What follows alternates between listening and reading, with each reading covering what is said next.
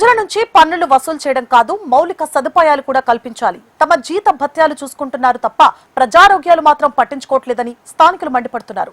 తమ బతుకులు ఇంతేనా అంటూ ఆవేదన వ్యక్తం చేస్తున్నారు ఆ నగర మున్సిపాలిటీ ప్రజలు. మండ్యం జిల్లా పాలకొండ నగర పంచాయతీలో పారిశుద్ధ్యం అధ్వానంగా తయారైంది. ఎటు చూసినా చెత్త కుప్పలే దర్శనమిస్తున్నాయి. వాటిని తొలగించకపోవడంతో దుర్గంధం వెదజల్లుతోంది.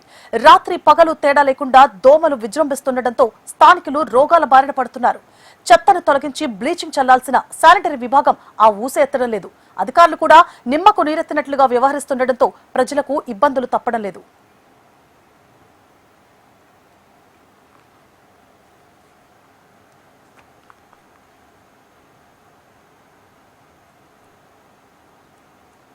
పాలకొండలో శాశ్వత డంపింగ్ యార్డ్ లేకపోవడంతో సేకరించిన చెత్తను రోడ్లపైనే పారబోస్తున్నారు.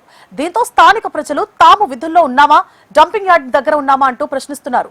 ఆకతాయిలు ఇక్కడి చెత్తకు నిప్పు పెట్టడంతో పొగతో ప్రజలు అవస్థలు పడుతున్నారు. మున్సిపల్ అధికారులు కనీసం పట్టించుకోవడం లేదని స్థానికులు ఆరోపిస్తున్నారు. ఈ ఎండకి, ఈ డీహైడ్రేషన్ కి ఎక్కడ పడితే అక్కడ చెత్త, ఎక్కడ చూడండి ఈ ఏరియాలో చూసినా చెత్తే కనిపిస్తూ ఉంటుంది. కొన్ని కాలువలైనా సరిగ్గా ఉన్నాయంటే కాలువలు కూడా సరిగ్గా లేవు. ఇదంతా కొంచెం నగర పంచాయతీ వాళ్ళు కొంచెం దృష్టి సారించి ఎక్కడ కొంచెం నీట్నెస్ చేయిస్తే కొంచెం బాగుంటుంది, నీట్గా ఉంటుంది. ఏట్లేదు, చాలా అది కనిపించిన ప్రధాన సమస్య అయిపోయింది. ఇది ఎలాగైనా రెక్టిఫై చేయాలని విన్నపమండి. గత నెలలో పాలకొండలో పర్యటించిన మంత్రి నారాయణ పారిశుద్ధ్యంపై పెదవి విరిచారు. పట్టణంలో మురికి కాలువలు సమస్యను స్థానికులు చెప్పడంతో పరిష్కరిస్తామని కూడా తెలిపారు.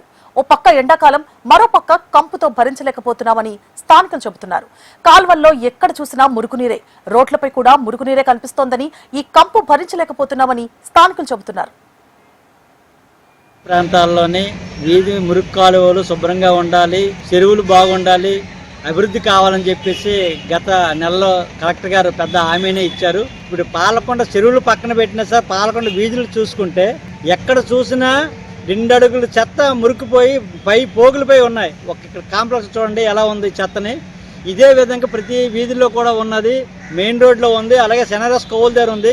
ఎక్కడ చూసినా బళ్ళు వెహికల్ అడ్డుపోయిపోయి ఆ చెత్తను తీయలేక పందులు, కుక్కలు చీరుకుంటున్నాయి. జనాలు చాలా ఇబ్బంది పడుతున్నారు.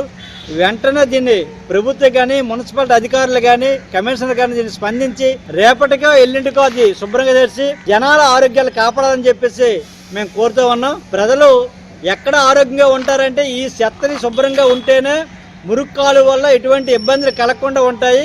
ఒకవేళ మురుగు కాలువలో ఎక్కువ చెత్త ఉండి రోడ్డు మీద తెచ్చి పడిస్తే అది క్లీన్ చేయకపోతే జనాలకి మరింత ఇబ్బంది కలిగి అనారోగ్య పాలు అవ్వాల్సి వస్తుంది.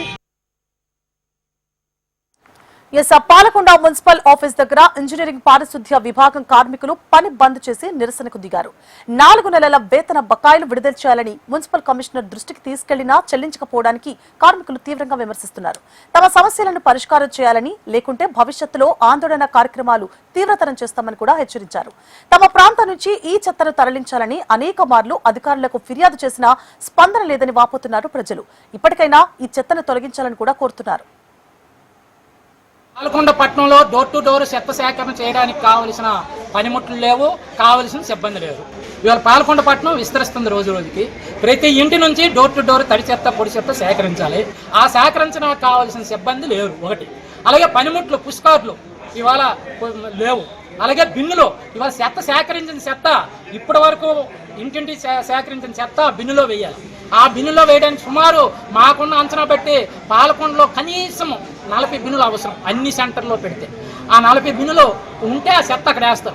ఆ బిన్నులో వేసిన చెత్తనే బయటికి తరలించాలి అనుకుంటే వాహనాలు ఉండాలి. ఆ వాహనాలు కూడా సక్రమంగా ఇక్కడ లేవు.